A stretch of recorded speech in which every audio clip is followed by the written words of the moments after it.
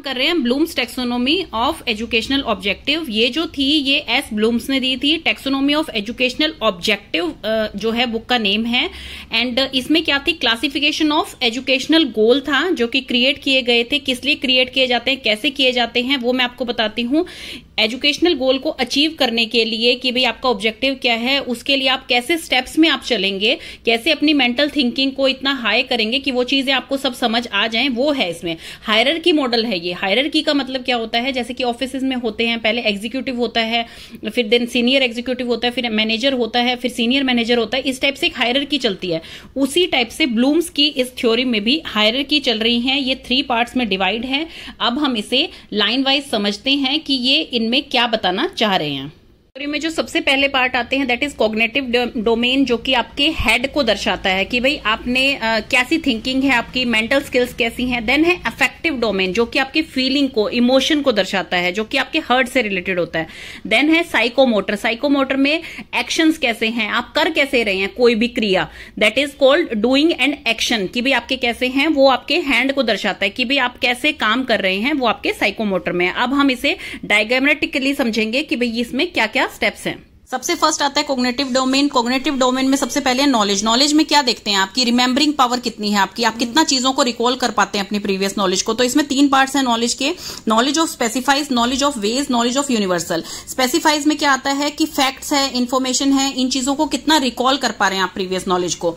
Then है knowledge of ways and dealings की, मतलब आपका क्राइटेरिया क्या है, क्या सीक्वेंस है, कैसे सिस्टमेटिक वे से आप समझते हैं, कितना क्लासिफिकेशन आप कर पाते हैं, कैटेगरीज हैं, ये सब कुछ इसमें आता है। देन नॉलेज ऑफ यूनिवर्सल में कि नॉलेज ऑफ प्रिंसिपल्स की, इस चीज की थ्योरी क्या है, इस चीज का फैक्ट क्या है, ये चीज आती है।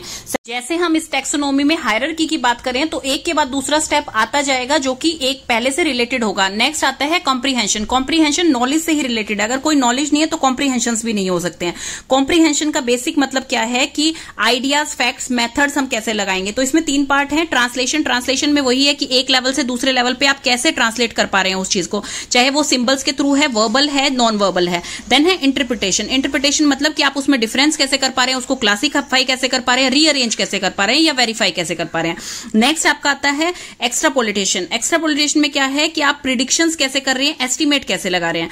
आपका नेक्स्ट टर्म आता है आप एप्लीकेशन। कॉम्प्रीहेंशन के बाद आता है एप्लीकेशन की। कॉम्प्रीहेंशन मतलब आपने अंडरस्टैंड कर लिया पूरा फैक्ट, उसमें यही था, अंडरस्टैंड कर लिया किसी भी तरीके से, तो अब उसको अप्लाई कैसे करना है आपको। मतलब इसमें फैक्ट्स, लॉज, प्रिंसिपल आपको कैसे अप्लाई करने हैं। अपने बच्चे जो हैं, आपके स्टूडेंट्स जो हैं, उनकी वीकनेसेस देखनी है, वो चीज आपको सारी इसमें अप्लाई करनी है। देन आपकी एनालिसिस आ गई है कि भाई आप इसमें एनालाइज करेंगे। आप एनालाइज मतलब कि अंडरस्टैंडिंग कितनी हुई है अभी, और आपको नॉलेज कितनी आई है। बाकी सारे जो पहले 3 स्टेप्स थे इसमें, उसको एनालाइज करेंगे कि आप किस हद तक पहुंचे हैं। जैसे कि एनालिसिस ऑफ एलिमेंट हो गया, रिलेशनशिप हो गया, ऑर्गेनाइज प्रिंसिपल्स हो गए, ये सब चीजों को एनालाइज करेंगे। देन आपकी आती है सिंथेसिस।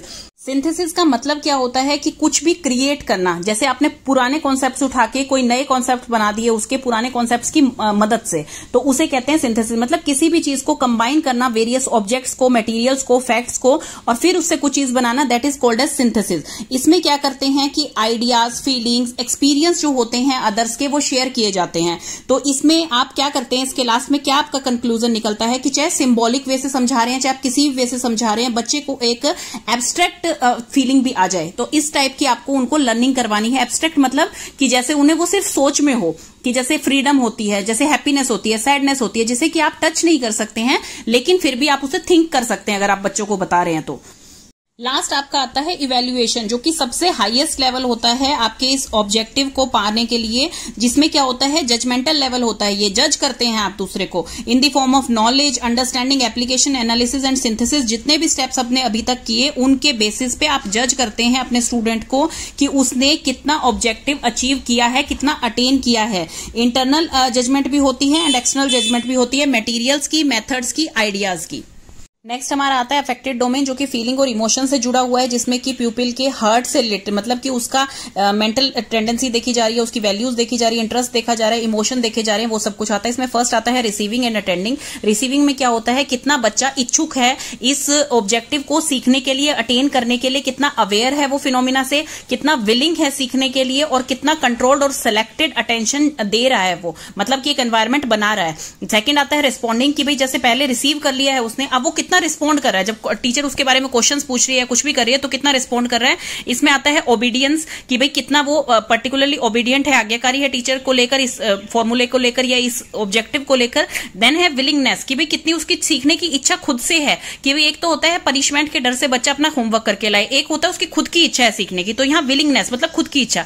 नेक्स्ट है सेटिस्फेक्शन इन रिस्पॉन्डिंग, कि भाई उसे बहुत अच्छा लग रहा है जब उससे कोई क्वेश्चंस पूछे जा रहे हैं।